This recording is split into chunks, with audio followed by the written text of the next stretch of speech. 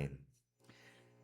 네, 우리는 지난주부터 3일 예배 가운데 회복하는 교회 시리즈로 이렇게 말씀을 나누고 있습니다. 그래서 우리 교회, 우리 세봉천교회뿐만 아니라 이 땅의 한국교회 회복을 꿈꾸며 회복될 그 날을 바라보며 회복하는 교회 시리즈를 나누고 있는데, 지난 시간에 그 첫 번째 시간으로 뭐에 대해 나눴죠? 예배의 회복에 대해서 함께 나눴죠. 예배의 회복. 무엇보다도 제가 참고한 그 책은 이제 코로나 시대를 통과하면서 교회가 문을 닫고 제대로 예배조차 드릴 수 없고 모이기도 힘든 그러한 상황 속에서 한국 교회가 어떻게 회복돼야 될까, 그것을 이야기하는데, 그 첫 번째로 예배의 회복을 이야기했는데요. 이 땅의 교회가 심각한 위기에, 코로나도 지나갔지만 코로나가 지나간 이후에 다시 우리는 교회 문이 열리고 다시 교회 와서 함께 예배할 수 있고 모일 수 있는 그런 시대가 되었지만, 그러나 여전히 오늘날의 교회는 위기에 처해 있는 것이 맞습니다. 그래서 이 여러 가지 위기 속에서 그것을 회복을 위해 가장 첫 번째가 예배의 회복이라고 이렇게 함께 나누는데요. 그래서 무엇을 회복해야 하는가? 첫 번째는 공적 예배의 소중함을 회복해야 한다라고 말씀 나눴죠. 그렇습니다. 오늘 3일 예배 오신 여러분은 정말 공적 예배가 얼마나 귀한 것인지, 하나님과 언약하고 약속한 주일 예배, 3일 예배, 기도회, 또 새벽 기도, 그 자리들을 사모하는 분들이 이 자리에 오신 줄 압니다. 그렇습니다. 하나님 앞에 나와 예배하는, 그냥 온라인으로 그냥 보는 것과 정말 우리가 주님 전 앞에 나와 함께 예배하는 것은 하늘과 땅의 차이가 있는 것이죠. 그래서 이 예배야말로 교회의 심장 박동이라. 이 예배는 우리의 신앙과 영적인 활력의 원천이 된다라는 것을 나눴어요. 그래서 우리가 하나님 앞에 나와 예배하는 것, 예배의 자리에 나오는 것을 소중하게 여기고 소홀하게 여기면 안 된다는 것을 나눴죠. 두 번째로 예배에 있어서의 상호성을 회복해야 된다라고 했잖아요. 그죠? 무엇을 의미합니까? 하나님과 그 백성, 부르심과 응답의 관계로 우리가 예배 가운데 그냥 하나님 안 계시고 우리끼리 무엇을 하는 게 아니라 눈에 보이지 않지만 하나님 앞에 나와 그 하나님을 우리가 예배하고 그 하나님께서 우리 주시는 은혜와 축복을, 말씀을 우리가 받아 누리는 그 생생한 관계. 그래서 예배라는 것은 생생하게 살아있는 현장인 거예요. 그래서 예배는 성공할 수도 있고 실패할 수도 있다고 그랬잖아요. 그죠? 그래서 우리가 함께 예배할 때에 그냥 어떤 절차를 거쳐서 그 시간을 때우면 예배를 했다, 그게 아니라 하나님께 예배를 하는데 내 마음과 뜻과 정성을 다해 드리는 그 예배가 온전히 하나님 받으시는 예배가 될 수도 있고 받지 않는 예배가 될 수도 있다는 거예요. 그죠? 그래서 아벨과 아벨의 제사는 받으셨고 가인과 가인의 제사는 받지 않았어요. 가인도 하나님을 불렀어요. 하나님께 자기가 그 거둔 것을 바쳤어요. 그러나 하나님 그거는 받지를 않으셨다는 거예요. 사람을 차별한 것일까요? 아니에요. 하나님 받으시는 예배가 받지 않아요. 그래서 정말 우리가 예배 가운데 나올 때 우리 눈에는 보이지 않지만 하나님께서 이곳에 함께 계셔서 우리 예배를 받으신다는 것을 우리가 느끼며, 그것을 그래서 주님을 향하여서 예배를 해야 된다. 그리고 그분으로부터 우리에게 주어지는 것들을 바라고 소망하는 마음으로 우리가 있어야 된다는 걸 나누었습니다. 그래서 오늘 이 말씀을 전하는 가운데서도 하나님께서 역사하셔서 제 개인의 이야기가 아니라 하나님이 여러분 각자에게 주시고자 하는 그 말씀을 전해줄 수 있기를 바랍니다. 세 번째로 예배에 있어서 하나님 중심성을 회복해야 된다라는 것을 지난 시간에 나누었죠. 기억나십니까? 우리는 예배를 디자인하고 예배를 이렇게 드릴 때 우리 편한 대로 사람들에게 맞추어서 우리의 흥미나 우리의 어떤 기호나 우리의 취향을 따라서 예배를 드리면 그것이 아니라, 예배는 하나님을 중심, 하나님께 영광, 하나님께 온전히 드리기 위해서, 그러니까 우리 편리한 대로 생각하면 안 된다는 거예요. 우리 생각도 예배 이랬으면 좋겠고 저랬으면 좋겠고 이런 시간 있었으면 좋겠고 이런 순서가 있으면 좋겠고 이건 그런 의견들이 다 있을 수 있지만, 그것을 떠나서 우리 자신이 중심적인 예배가 아니라 예배를 받으신 하나님께 합당하게 예배를 드려야 된다는 것. 그래서 지난 시간 사마리아 여인과 예수님이 대화하는 내용을 같이 나누면서 이제도 하나님은 사마리아냐 아니면 예루살렘이냐 그 장소에 연연하지 않으시고 진정한 예배자를 찾고 계신다. 이제도 참으로 하나님께 예배하는 참된 예배자들을 찾고 계신다. 그는 어떻게 예배합니까? 영과 진리로 아버지께 예배하는 사람, 성령 안에서 진리 되신 예수 그리스도로 말미암아 살아계신 아버지 앞에 나와 예배하는 그 사람을 이제 하나님 찾고 계신데, 그래서 우리 세봉천교회 모든 성도들이 우리가 드린 예배가 온전히 회복되어질 때에, 실제로 그렇게 되어질 때에 하나님께서 영광을 받으시고 또한 우리 교회의 회복이 이루어지게 될 줄로 믿습니다. 우리 세봉천교회 회복돼야 될 게 많잖아요, 그죠? 무너진 부분들이 많은데 먼저 무엇보다도 예배가 회복되어져요. 예배가. 그래서 주일 낮 예배뿐만 아니라 우리 학생부 예배뿐만 아니라 청년부 예배, 또 한 달에 한 번 오후 찬양 예배가 있고 또 3일 예배, 또 금요 기도회, 또 매일 새벽 기도회가 있잖아요. 그 예배들이 온전히 하나님께서 함께 하시는, 하나님 앞에 영과 진리로 드리는 참된 예배가 될 줄로 믿습니다. 이제 두 번째 시간으로 회복하는 교회를 위해서, 교회의 온전한 회복을 위해서 필요한 것이 무엇이냐, 두 번째로 그것은 말씀의 회복이라. 따라올까요? 말씀의 회복. 네, 이 말씀은 누구 말씀이에요? 하나님의 말씀. 이 성경에 기록된 하나님 말씀의 회복이 필요하다라는 것을 오늘날 우리 늘 말씀을 듣는데요, 말씀을 쓰기도 하고 읽기도 하고 나름대로 열심히 말씀 보잖아요. 그래서 참 우리 세봉축교회 성도들 그래도 말씀을 많이 읽고 사랑하고 말씀대로 살려고 애를 쓰는 그런 성도들에서 얼마나 감사한지 모릅니다. 그런데 정말 이 말씀, 살아있는 이 말씀이 정말 우리 가운데 온전히 회복되어져야 된다는 것을 오늘 나누기 원하는데, 여러분 얼마 전에 아모스서를 또 매일 묵상한 적이 있었어요. 그때 아모스 시대가 어떤 시대였냐, 아모스는 남유다의 뽕나무 치는 그런 농부였는데, 목자였는데, 그런데 북이스라엘에 가서 복음을 선포를 했죠. 하나님 말씀을. 당시 북이스라엘은 여로보암 2세 치하였는데 놀라운 번영과 놀라운 그런 풍요로움을 구가하던 그러한 시대였어요.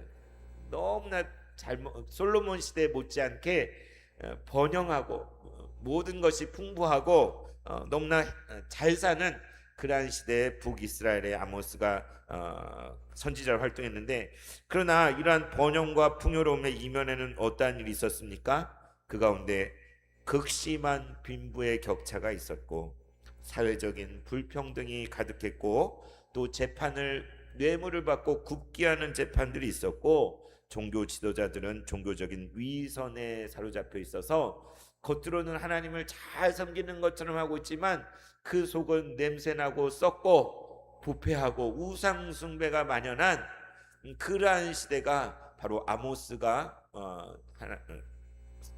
선지자로 활동하던 그 시대였던 것이죠. 그래서 정말 아모스서의 가장 대표적인 말씀이 뭐예요? 오직 공의를 불같이 정의를 마르지 않는 강과 같이 흐르게 할지어다. 그런 것처럼 그 당시엔 온갖 불의한 일들, 잘못된 것들, 부정한 일들이 만연하고 가난하고 없고 고통받는 사람들을 짓밟고 신한켤레 사람을 팔아넘기는 정말 그러한 시대였죠. 그런데 아모스 8장 11절에 어떻게 기록되어 있느냐, 아모스를 통해 하나님이 말씀하십니다. 보라, 한날이 이를 것이다. 내가 기근을 땅에 보낼 것이다.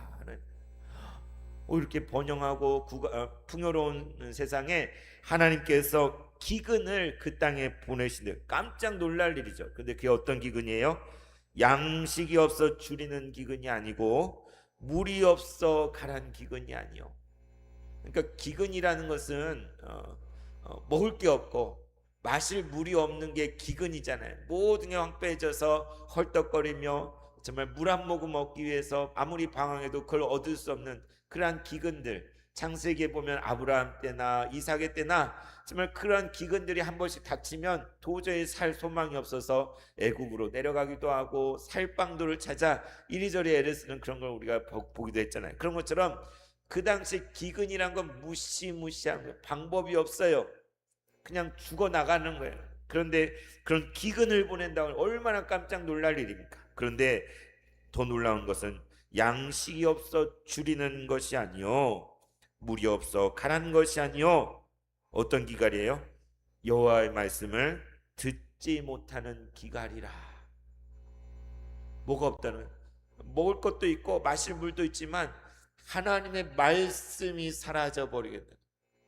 하나님 말씀을 듣지 못하는 기갈이 임하게 될 것이 하나님 말씀하시는 거예요. 왜요?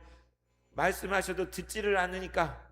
하나님 아무리 말씀하셔도 그들이 듣지 않고 순종하지 않고 그 말씀을 저버리기 때문에 하나님께 닫아버리신다라고 말씀해요. 그래서 그때에 사람들이 이 바다에서 저 바다까지 행하고 북쪽에서 동쪽으로 비틀거리며 찾아다녀도 여호와의 말씀을 얻을 수 있어요, 없어요? 얻을 수 없게 될 거라는 거예요.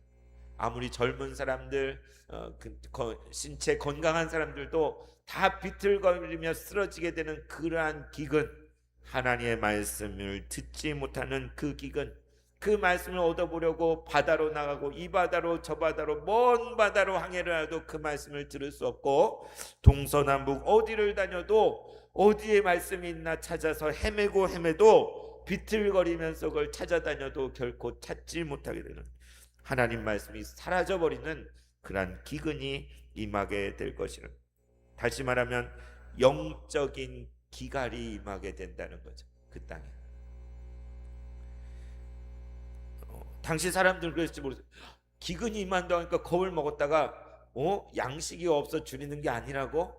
물이 없어 목마른 게 아니라고? 하나님 말씀이 들리지 않는 거라고? 아유 그럼 다행이네 이렇게 생각하는 사람이 있었을지 모르겠어요.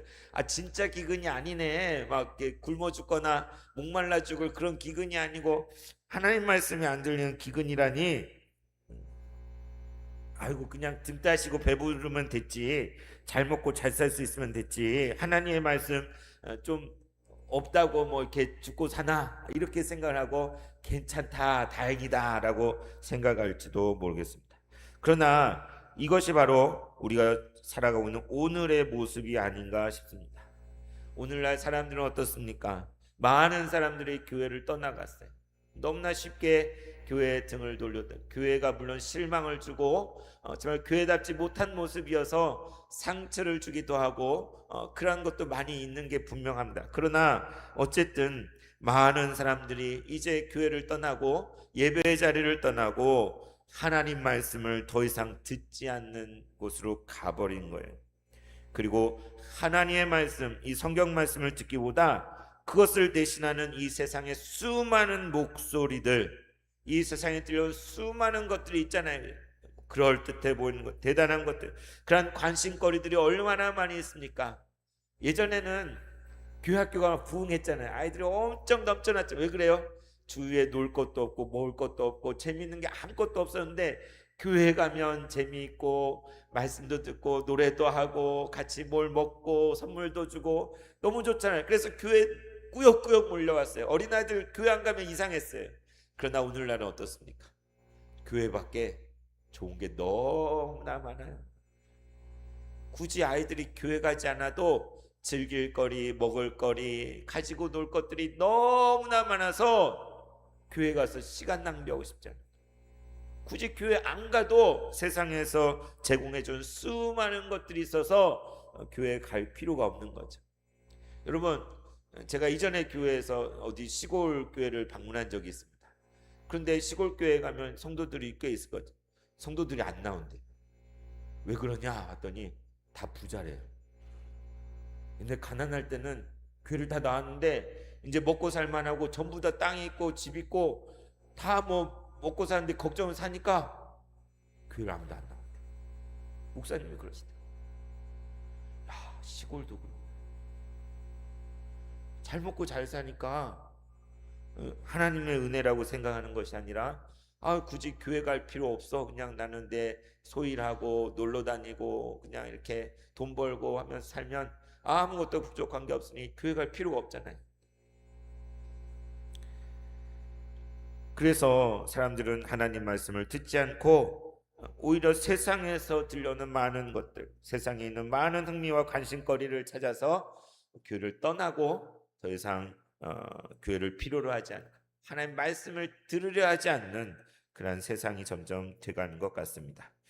어, 우리가 요즘 느헤미야 말씀을 매일 묵상을 나누고 있잖아요. 어제 오늘 나눴던 느헤미야 9장 7절에서 31절에는 이스라엘의 구약의 역사가 응축되어져 있어요. 여러분, 구약 말씀을 그냥 요약된 걸 볼 수 없을까 싶을 때 여러 부분이 있죠. 시편에도 그런 부분이 있고 사도행전에도 스데반의 순교할 때 그런 구절들이 있지만 이 느헤미야 9장을 잘 읽어보면 창세기, 출애굽기, 레위기, 민수기, 신명기, 여호수아, 사사기, 열왕기, 상하, 역대상하, 그 모든 역사가 이 9장 안에 다 들어가 있어요. 욤키프르 대속죄일에 그들이 모여서 하나님 앞에 하나님 말씀을 들으며 자복하며 나아간 그 내용인데, 그 느헤미야 9장 7절 31절에 어떤 내용이냐, 쉽게 얘기하면 이런 거죠. 그들이 하나님의 부르심과 택하심으로 아브라함 때부터 하나님의 언약의 백성이 되었고 축복을 얻었고 출애굽을 하였고 약속의 땅을 얻었고 모든 복을 누리고 하나님 은혜 가운데 정말 기름진 땅에서 살도록 허락이 됐는데 어떻게 했어요? 끊임없이 하나님을 배반하고 말씀을 저버리고 불순종하고 우상 숭배에 빠져들었다. 기가 막힌 거예요. 이렇게 하나님께서 사랑하시고 축복하셔서 은혜를 주시면 감사합니다 하면서 하나님 더 잘 예배하고 더 잘 섬기고 더 하나님 말씀대로 살려고 해야 되는데 오히려 어떻게 했느냐, 사람이 그것을 준행하면 삶을 얻을 그 율법을 무시해버리고 짓밟고 하나님 말씀을 철저하게 불순종하고 하나님이 보낸 그 선지자들을 모독하고 심지어 죽이기까지 하여서 하나님 말씀을 짓밟는 일을 끊임없이 하는, 그 대속죄일에 이스라엘 백성이 모여서 자신들의 지난날 들려지는 하나님 말씀을 들으며 자신들의 지난날을 헤아려 보니 너무나 끔찍한 거예요. 하나님을 저버리고 자기들이 얼마나 멋대로 살았는지, 하나님 말씀 없이 그냥 죄와 짝하여서 얼마나 불효하게 살았는지 그것이 적나라하게 들려지니 찔림을 받고 고통스러워하면서 자신의 죄를 자복하게 되는 거죠. 이것은 그때 갑자기 그런 것이 아니에요. 창세기 첫 시작부터 아담과 하와 그때부터 시작된 거죠. 하나님께서 동산 모든 실과를 다 허락하시고 오직 금단에는 선악과, 그게 뭐 특별한 과일도 아닐 거예요.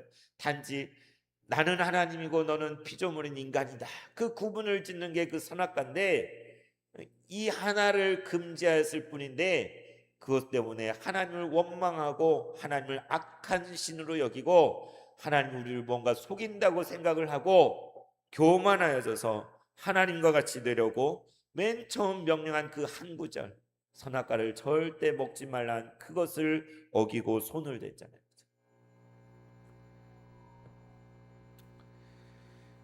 그래서 예수님께서 이 땅에 오셔서도 우리가 마가복음 말씀 매주 나누지만 무엇을 선포하십니까?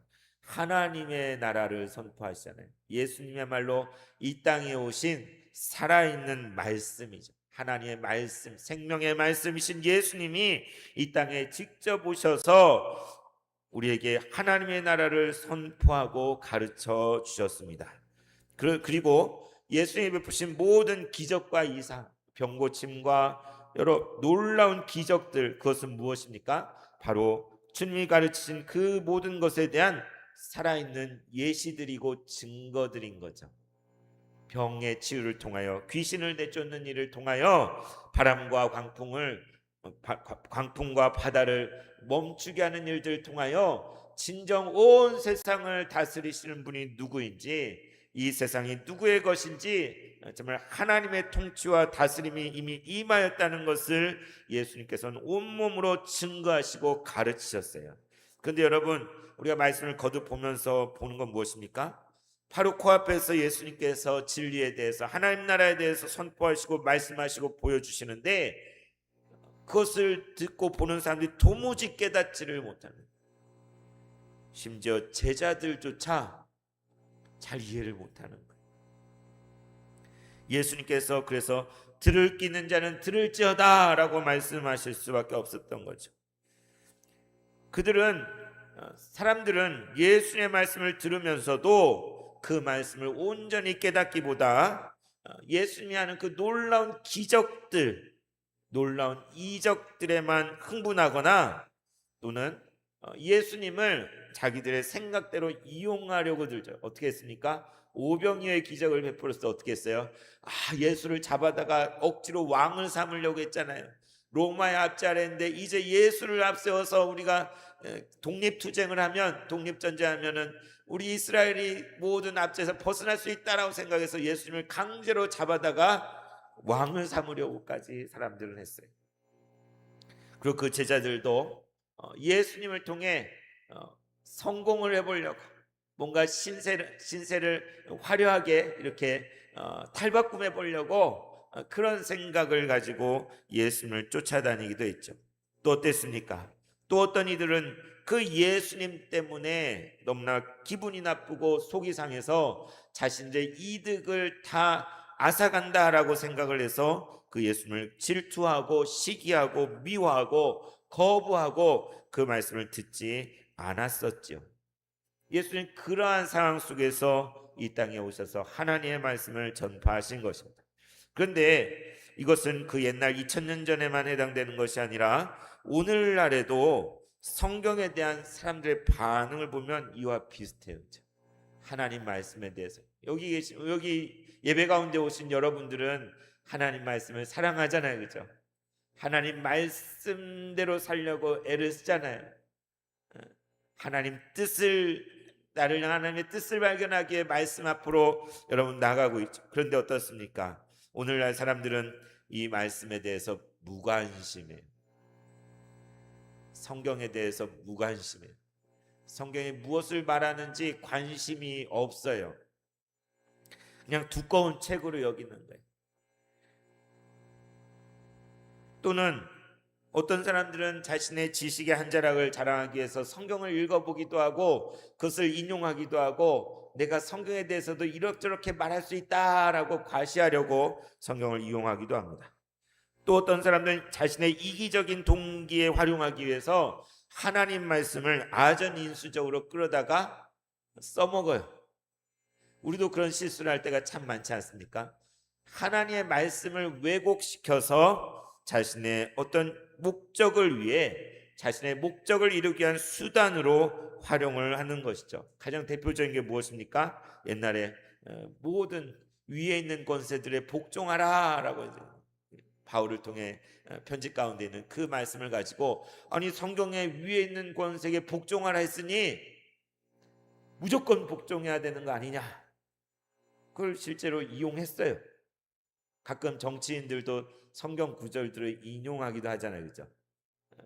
적절하게 인용한 것도 있을지 모르겠지만 대부분은 자기가 원하는 어떤 메시지를 표현하기 위해서 성경에 그런 비슷한 말씀을 가져다가 그것을 인용하기도 하고 써먹기도 하는 거죠.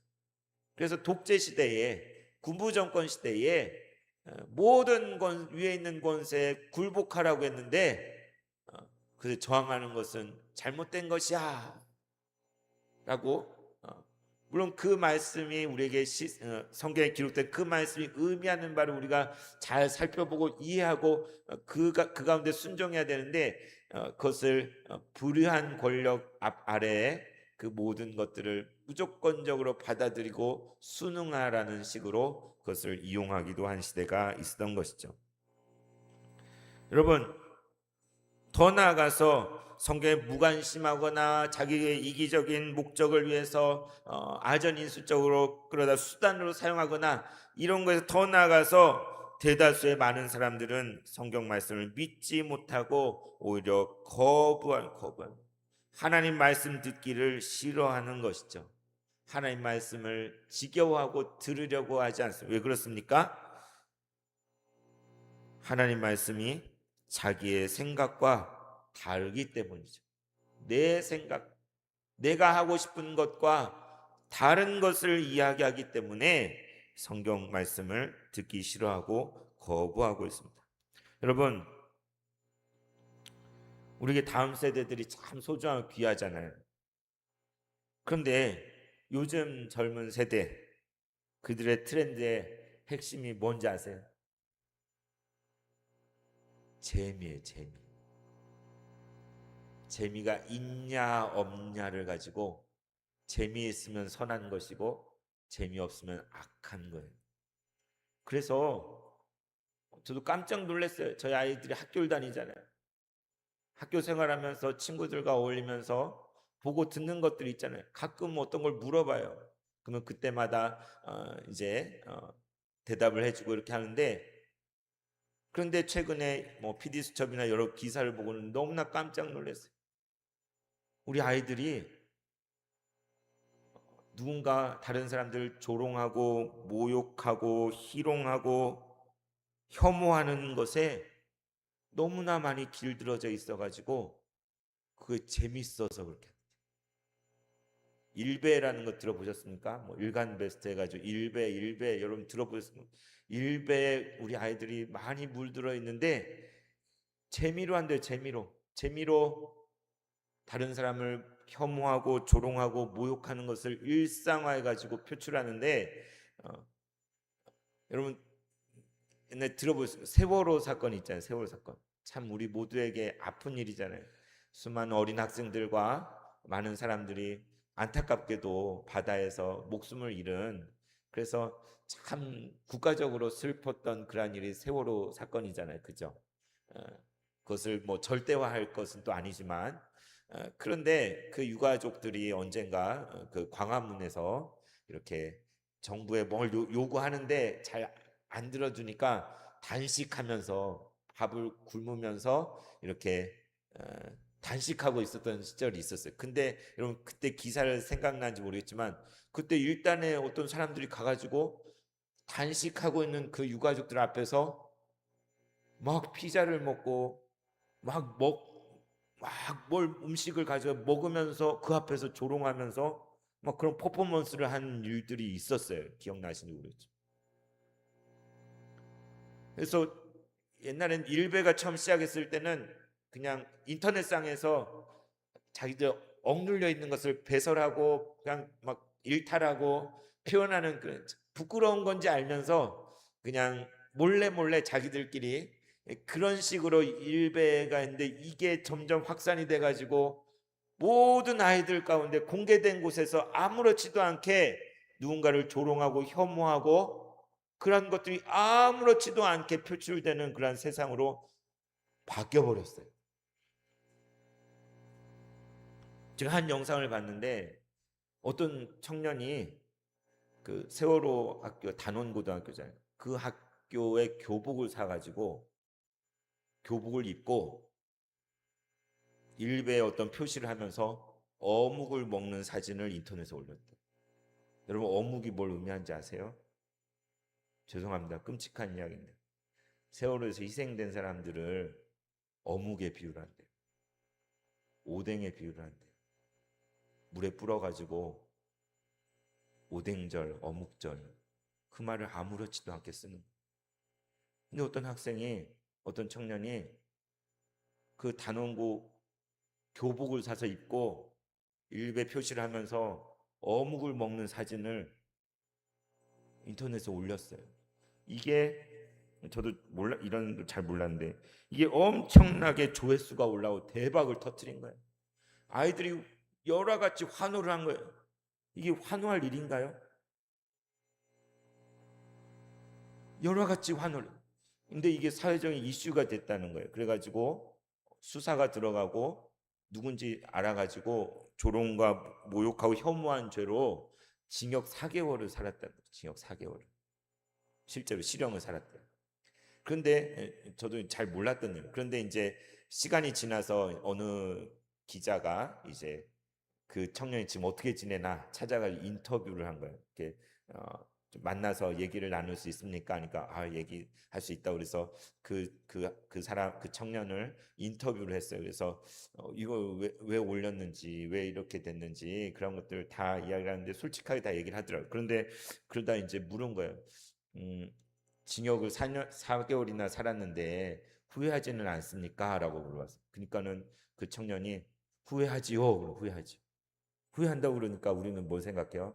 자기가 그렇게 목숨을 잃은 사람들을 조롱하고 혐오한 그런 거 한 것을 후회합니다. 이런 말을 할 거라고 생각을 들잖아요.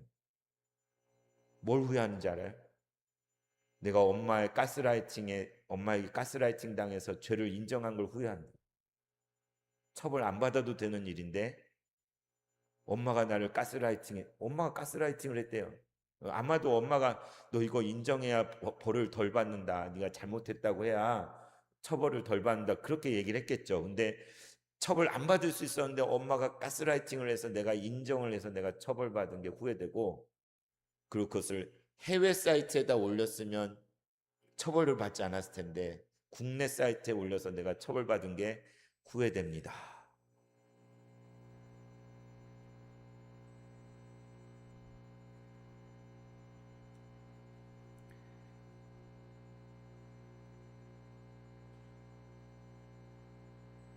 근데 정말 우리 아이들이 이상해서 이러냐? 다 어른들에게 보고 배운 거겠죠. 어른들이 싸우고 다투고 분열하고 서로를 혐오하고 욕하고 조롱하는 그러한 것들이 우리 자라나는 다음 세대들에게 그것이 재미거리가 되고 놀이거리가 되고 삶의 일상적인 것이 되어서 중국을 혐오하고 전라도 사람들을 혐오하고 희생당한 사람들을 혐오하고 그런 것을 아무렇지도 않게 표현하면서 웃고 즐기고 떠들고 그것을 표현의 자유라고 이야기하는, 초등학교 때부터 그런 걸 보면서 자랐대요. 반 아이들 대부분이 다 그렇게 생각을 한다는. 제가 저희 아이한테 물어봤어요. 저희 아이 친구들 중에도 있다는 거. 학교 친구들 중에. 그래서 우리 교회들은 어때라고 물어봤습니다. 우리 교회들은 괜찮아요. 우리 교회 아이들 중에 그런 아이들 없어요라고 이야기하더라고요. 얼마나 감사했는지. 하나님 말씀이 없는 세상은 모든 선악의 기준이 다 사라지고 자기 자신이 되는 거예요. 양심의 화인을 맞은 것과 같은 세상. 여러분, 우리 다음을 이어갈 이 세상, 이 나라를 이어갈 이 땅의 교회를 이어갈 다음 세대의 청년들이 그러한 사고방식과 그러한 생각으로 이 세상을 살아가게 된다면 우리나라의 미래가 있겠습니까? 우리 교회의 미래가 있겠습니까? 아이들만을 탓할 일이 아니라 바로 기성세대인 부모들, 우리들이 하나님 말씀 앞에 제대로 살아내지 못해서 그들이 무엇이 옳고 그른지, 어, 이전에는 선을 추구하는 게 무엇인지, 희생을 하고 대의를 위해 산다는 것에 대해 사람들이 생각했다면 이제는 모든 선악의 기준이 내 마음대로 내 생각이 다 옳은 거. 하나님 말씀이 없는 세상입니다. 이스라엘이 멸망한 이유가 무엇입니까? 바로 그 하나님의 말씀을 잃어버리고 불순종하고 배반하여서 하나님의 말씀이 사라져버리니 그 나라가 다 멸망해 버렸던 것이죠. 오늘 우리가 읽은 느헤미야 8장 8절에서 10절 말씀은 포로귀환한 백성들의 이야기입니다. 그들이 어렵게 포로 생활하다가 70년 만에 바벨론에서 유대 땅으로 예루살렘으로 돌아왔어요. 황폐하고 아무것도 없는 곳에 돌아와서 고통 가운데 그들이 먼저 에스라의 말씀 보면 성전을 짓기 시작했어요. 방해를 받아서 못할 때도 전 하나님께 제사를 지내고 성전을 먼저 정말 고생해서 성전을 짓고, 이제 에스라가 2차로 포로기한을 했고 또 느헤미야가 이제 3차로 와서 그는 무엇을 했느냐, 그곳에 불타버린 그리고 다 무너져버린 예루살렘 성을 다시 쌓는 일을 했습니다. 대적들이 조롱하며 방해하며 공격하려 하고 그런 위기와 여러 어려움 가운데 52일 만에 성을 다 쌓았잖아요. 그럼 이제 된 거 아니에요? 성전도 짓고 성도 쌓고 이제 살만하게 된 거예요. 그런데 진짜 중요한 것은 하나님 말씀 앞에 온 백성이 다시 서는 거, 다시. 그래서 어떻게 했습니까? 느헤미야 8장에 보면 일곱째 달 초하루에 7월 1일 바로 나팔절에 모든 사람들이 학사 에스라를 모셔서 강단 위에서 율법을 낭독해 달라고, 하나님 말씀을 우리에게 들려달라고 청하고 수문학 광장에 모든 남녀노소 모두가 모여든 거예요. 그들은 말씀을 들어본 적이 없어요. 하나님을 믿는다고 했고 하나님 백성이라고 했지만 하나님 말씀에 정확히 어떤 것이 기록되어 있는지, 무엇이 쓰여져 있는지 본 적이 없어요. 들어본 적이 없어요. 그런데 이제 학사 에스라를 청하여서 그 말씀을 낭독해 달라고, 우리에게 듣고 깨닫게 해달라고 청한 것이죠. 그랬을 때에 하루 종일 율법의 말, 토라, 창세기부터 출애굽기, 레위기, 민수기, 신명기죠. 그것을 낭독하고 그 뜻을 해석해요. 오늘 8절에 이렇게 했죠. 하나님의 율법책을 낭독하고 그 뜻을 해석하여 백성에게 그 낭독하는 것을 다 깨닫게 하였다. 뭐라고요? 이날에 모든 백성이 나와서 모든 일을 내려놓고 모든 살림살이를 내려놓고 하나님 말씀 수문학 광장에 모두 다 모여서 그 율법책을 낭독하는 소리를 들은 거예요. 하나님 말씀 뭐라고 기록되는지를 어쩌면 처음으로 들은 사람도 많이 있었을 거예요. 그것을 듣고 그것이 어떤 의미인지 해석해 주는 이야기, 이것이 무슨 뜻인지를 알려주는 그 이야기를 다 듣고 깨닫게 되어지니 그들의 반응이 어떻게 됩니까? 9절에 백성이 율법의 말씀을 듣고 다 우는지라. 이 하나님의 말씀을 들으니 눈물이 나기 시작하는 거예요. 울기 시작하는 거예요. 울음바다가 돼요. 모든 백성이 말씀을 듣고는 그것을 깨닫게 되니 막 우는 거예요. 왜 울었을까요? 첫 번째는 이게 진짜 하나님 말씀이구나. 하나님의 말씀을 직접 듣게 되고 그것을 깨닫게 되는 것에 대한 반가움과 기쁨과 감격 때문에 눈물이 났을 거라고 생각이 됩니다. 그리고 더 나아가서는 그 말씀을 듣는 가운데 자신들의 지금의 형편이 왜 이렇게 된 것인지, 자기들의 죄가 어떠한 것이었는지를 깨닫게 된 거죠. 하나님 말씀에 불순종하여서 그릇된 길로 행하여서 율법을 저버리고 불순종하고 우상 숭배를 하며 끊임없이 하나님 마음을 아프게 했던 그런 자신들의 모든 잘못들을 깨닫게 되니 어찌 울지 않을 수 있겠습니까? 그에 대한 후회와 부끄러움과 고통스러움이 있었을 것입니다. 더 나아가서 이렇게 끊임없이 불순종하고 하나님 말씀을 저버린 그러한 우리를 하나님은 여전히 사랑하셔서 긍휼히 여기서 불쌍히 여기셔서 그들 완전히 버리지 아니하시고 포로에서 돌아오게 하시고 다시 그 땅에 거주하게 하시고 지금 이 말씀을 듣게 하시는 그 하나님, 이 말씀을 깨닫게 하시는 그 하나님 때문에 눈물이 나지 않을 수 없었던 것이죠. 그래서 정말 하나님의 말씀을 듣게 될 때 그들이 다 통곡하며 울음바다가 된 것을 보게 됩니다. 그때에 총독 느헤미야와 제사장 겸 학사 에스라와 또 레위 사람들이 백성들에게 뭐라고 합니까?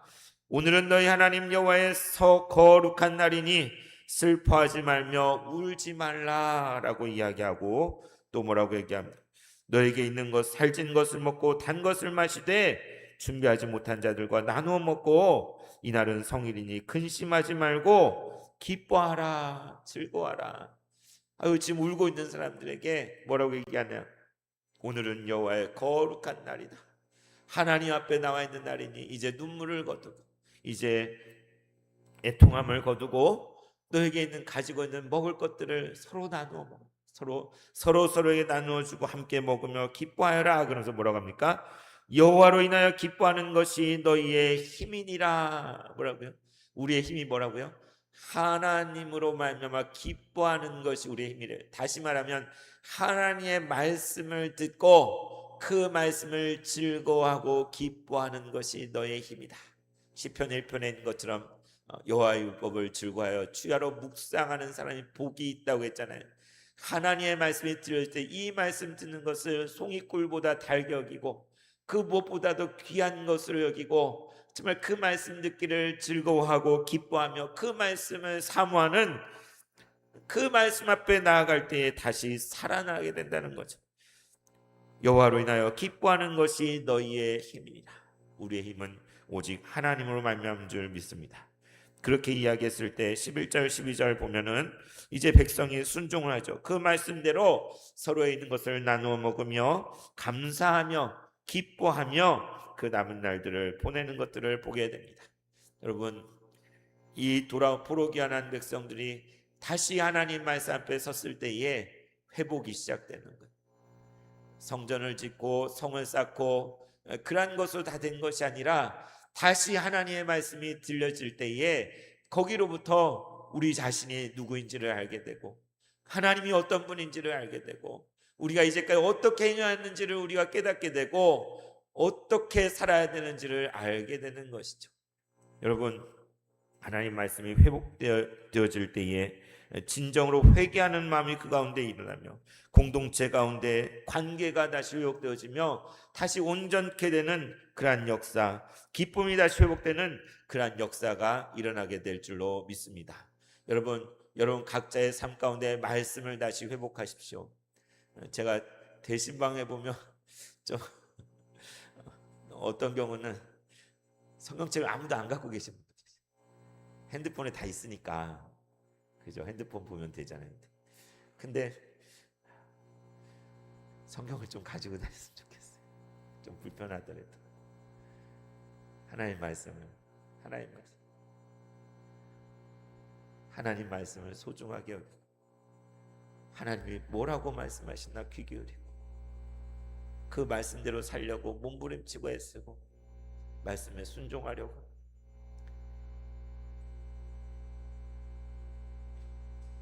그럴 때에 우리 각자의 삶이 회복되기 시작하고 우리의 가정이 온전히 회복되기 시작하고 주의 몸된 교회 공동체가 회복되어지고 이 나라 이 민족이 회복되게 될 줄 믿습니다.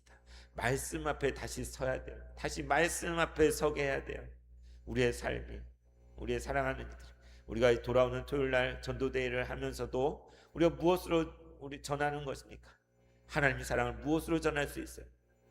우리가 무엇으로 권할 수 있겠습니까? 하나님 말씀을 따라서 그리스도의 사랑, 진정 하나님께서 모든 세상을 다스리고 계심을 그리고 하나님이 역사하고 계신다는 것을 우리가 그 사랑을 전하고 나누는 것, 말씀을 전하는 것.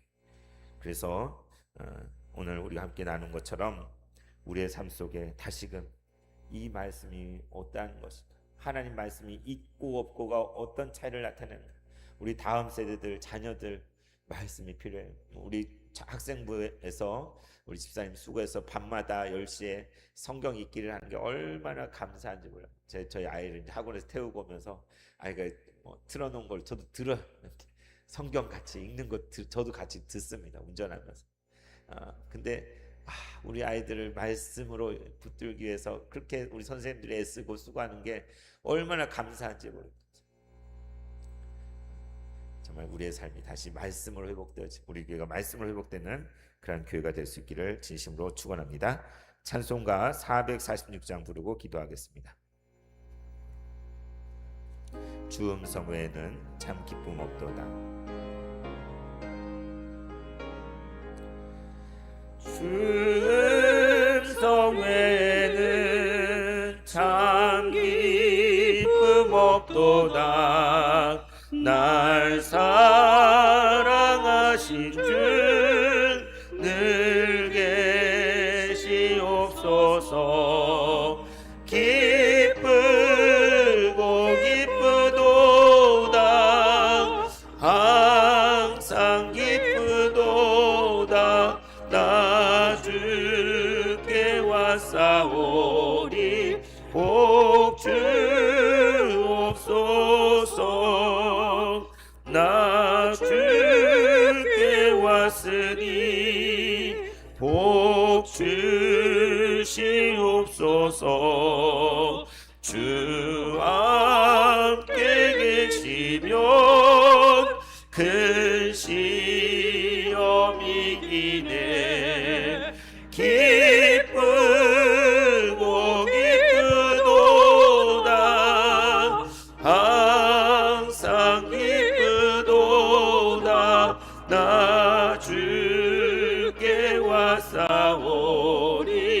복 주옵소서. 주 떠나가시면 내 생명 헛되네. 기쁘다 슬플 때 늘 계시옵소서. 기쁘고 기쁘도다 항상 기쁘도다. 나 주께 왔사오니 복 주옵소서. 그 귀한 언약을 이루어 주시고 주 명령 따를 때 늘 계시옵소서. 기쁘고 기쁘도다 항상 기쁘도다. 나 주께 왔사오니 복 주옵소서. 아멘. 주 음성 외에는 참 기쁨 없도다. 날 사랑하신 주 늘 계시옵소서. 하나님 아버지, 우리가 주의 음성을 듣게 하여 주시옵소서. 하나님 말씀을 잃어버릴 때에, 하나님의 말씀이 사라졌을 때에 우리에게 아무런 소망이 없음을 고백합니다. 하나님, 우리 교회 가운데, 우리의 삶 가운데, 이 세대 위에, 이 나라 이 민족 가운데 주의 말씀이 들려지게 하여 주시고 그 말씀이 깨달아지게 하여 주시고 말씀 안에서 우리가 누구인지를 발견케 하여 주시고 하나님이 어떠한 분이신지를 깨닫게 하여 주시옵소서. 말씀 앞에서 우리의 길을 발견하게 하여 주시고 우리의 삶을 향한 하나님 아버지의 뜻을 깨닫게 하여 주시며 진리 되신 예수 그리스도를 깨닫게 하여 주시옵소서. 이제도 이 생명의 말씀으로 말미암아 우리가 나아갈 때에 이 말씀의 능력으로 승리하게 하여 주시옵소서. 이 모든 말씀 우리 주 예수님 이름으로 기도드리옵나이다. 아멘.